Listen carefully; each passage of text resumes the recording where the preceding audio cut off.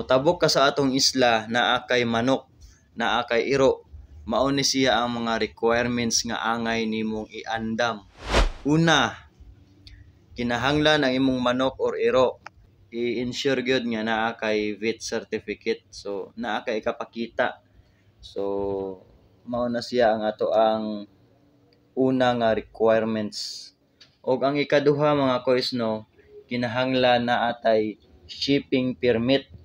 So ang shipping permit diay mga kois dali ra kuno na siya kuhaon basta naa na kay vet certificate. So sao na pag-pronounce ani vet certificate. Andiyo nag-Shopee dan kundila. So mao na kois basta mauna na kamo na lay sabot.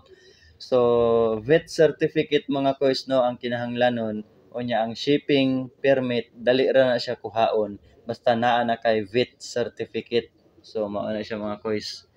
Mao na siya ang duha ka requirements nga angay natong iandam kung naatay itabok, naatay dalhon nga mga pet. So yan yung mga datuon ba, pet gyud na siya pero ako iro sa mua sus aspin lang. Aspin.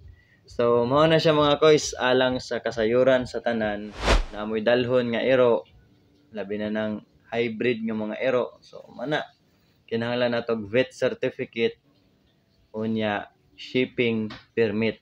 So maora na siya mga kois.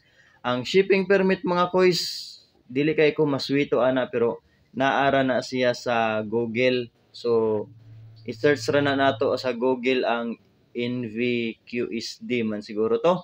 Basta man na siya .by.gov.ph. So ato dito mag-register ka dito unya imo dito i-encode ang imuhang pangalan sa iro, diin gikan, asa pa kadto o katong naa sa imuhang vet certificate mao na siya dito i-input nimo. So mao na siya mga kois.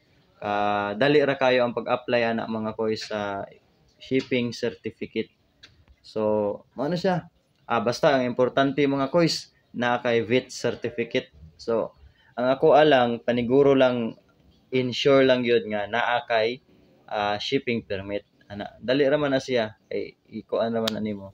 I-online ra man na nimo. Dili naman kamo adto og mga offices nila. So mao na siya mga kois. So salamat kaayo ani gihapon ang inyong alagad nagsigi patagad.